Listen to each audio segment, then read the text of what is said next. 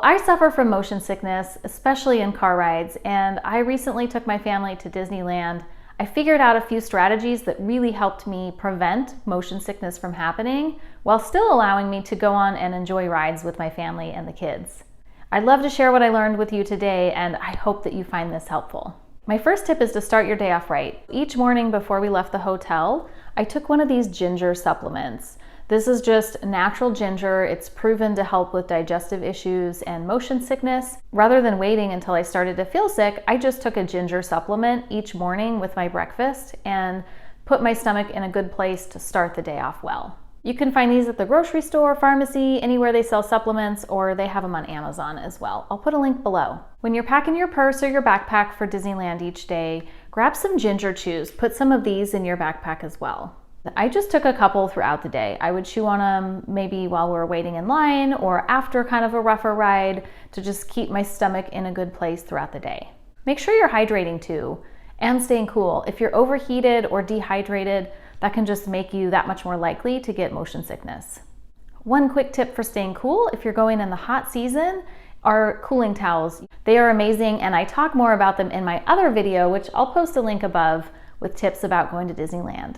I found that whether I'm in a car or traveling or just at home, if I'm feeling anxious, my stomach is more likely to be upset. So another hack I have for controlling motion sickness at Disneyland is to keep that peace of mind. And if you need a little bit of help doing this, L-Theanine is another great supplement. This is an amino acid from green tea, and I took one of these each morning as well before going to Disneyland each day, just to kind of take that little anxiousness and edge off. If you need something more than that, or if you have questions about any of these supplements, please do check in with your doctor. Let's talk about rides. I love the rides at Disneyland, and I hate feeling car sick. If you haven't been to Disneyland or Disney World before, you may not realize you spend a lot of your day walking around between rides and standing in line. If you get Genie Plus or some kind of Fast Pass, you're gonna spend less of your day in lines, but still some lines in between the rides, and this is actually a good thing. For me, I found that it gave my body and my stomach time to really recover and get grounded again in between rides. Let's talk about a couple categories of rides. First, let's talk about roller coasters. Disney has high quality roller coasters, and I feel like they're so smooth that I didn't really get motion sickness on them. The Incredicoaster is the fastest ride in Disneyland. It does have a loop where you go upside down and everything. I put that ride off the first few days that we were there. My husband and kids went on it, and I just waited and didn't want to risk it. But towards the end, I was like, you know what, I'm gonna give it a try. And I'm so glad I did, because it was one of my favorite rides, and it did not give me motion sickness at all. It's only like a minute and a half, which takes me to another tip I have. I paid close attention to how long each ride was. So I'll screen share, I'll put it up here. You can just go on your phone, Google the name of the ride that you're looking at, and you can see some basic information, including how long that ride is. That was something I took into consideration when deciding which rides to go on and which ones to just send my family on and go shopping instead. The Incredicoaster ride is like a minute and a half. So I remember thinking, I can take a minute and a half. I know myself well enough that who knows, maybe I won't feel great when I get off, but I'm gonna be okay with just a minute and a half of motion. It was super fun, super fast. We went upside down and everything. I felt okay. I probably wouldn't have been okay doing it 10 times in a row, but again, most of the time you're walking around between rides and standing in line, and you have time to get regrounded again before going on the ride again. The only roller coaster that really didn't make my stomach feel well is Goofy's Sky School.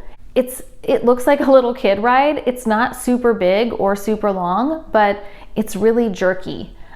There's sharp turns, you're going up and down, you're moving fast, and just that like jerking around made me not feel so great. So that was the only roller coaster that didn't feel smooth, and that stirred up my stomach a little bit, but I got off the ride, I had some ginger chews, and I was good to go. So going back to talking about times of rides. So we were in line for the Ferris wheel, and I did that. I looked up the Ferris wheel, and it's a big, beautiful Ferris wheel over the water in California Adventure, and it's on average about a 9-minute ride. I debated on that one, and you're not moving fast. It's not like a roller coaster, but you are swinging and moving for 9 minutes straight. And for me, it wasn't worth it. I wasn't so excited about the Ferris wheel that I wanted to risk getting motion sickness. And compared to all of the 1, 2, 3 minute rides, 9 minutes felt a lot longer. So I skipped the Ferris wheel. I did a little bit of shopping instead while my family went on it, and I felt really good about that choice. Sometimes when skipping out on rides and waiting for my family, I would find a park photographer for my own mini photo shoot, which was kind of a fun way to spend the time. So some rides to watch out for and be a little bit more cautious of if you're prone to motion sickness are rides that are longer. The Ferris wheel is a 9-minute ride, so I did skip that one. Another one I avoided was spinning rides, like the famous teacups. The third type of ride I avoided was the virtual reality or the simulation type rides. So there's one where you go in this spaceship and there's a big screen and you're not moving along a track, you're in place, but the spaceship is moving you all around, and the screen and everything around you makes you feel like you're traveling through space. I did pass on that ride. Some reason for me, the simulation rides are harder for me to handle than the nice smooth roller coasters. I would also suggest skipping the Guardians of the Galaxy ride if you have a sensitive stomach. There is an exception to the simulation rides. There is a ride in California Adventure called Soarin, and it was one of my favorite rides. It is kind of a virtual reality or simulation type ride. You are in a building, you raise up, and there's this huge screen in front of you, and there's smells and breezes. It makes you feel like you're traveling through the world, maybe like hang gliding or floating or flying through the world. You're soaring, and it was beautiful. That is the one simulation type ride that I went on, and I'm so glad I did. Your thoughts have a huge impact on how you feel. So for the Soarin' ride in particular, I was on this ride and it started, and I started to think, oh no, was this a mistake? And I shifted my focus to, I'm here, I'm gonna enjoy it and make the most of it. And I focused the whole rest of that ride on just how beautiful the ride was. It is the most beautiful ride in all of Disneyland California Adventure. And I was so distracted by how beautiful it was that I didn't get anxious about it, and the anxiety would have probably made it more likely that my stomach would feel upset. Instead, I just had this joy and appreciation for how beautiful the ride was, and it was a great experience. And if you're prone to feeling anxious or nervous or upset or any kind of negative emotion, those negative emotions stir things up in you, and it gets easier for your stomach to feel agitated when you're feeling that way. So controlling your focus, staying in the moment, enjoying the moment really makes a big difference, I think, in reducing and preventing motion sickness.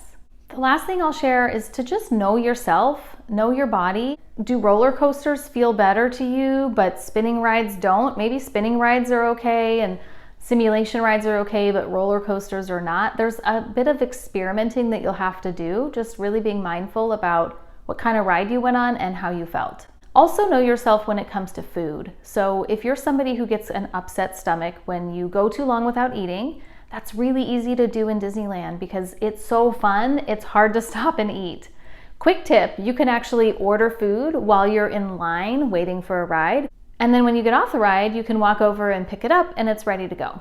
But anyway, my point is, know your body, know when you need to eat, know what kind of foods make you feel good and what kind of foods will put your stomach on edge, regardless of whether you have rides that you're going on. So there's a ton of fun and greasy food in Disneyland, and I really did my best to steer away from that. The family would often order burgers and fries, and knowing that I have a more sensitive stomach, I would usually stick with a sandwich, which has a lot less grease, less likely to upset my stomach. I also know that for me, bananas tend to calm my stomach. I often grabbed a banana from the hotel in the morning, threw it in my backpack, and kept it with me in case I needed to eat it as a snack or to calm my stomach throughout the day.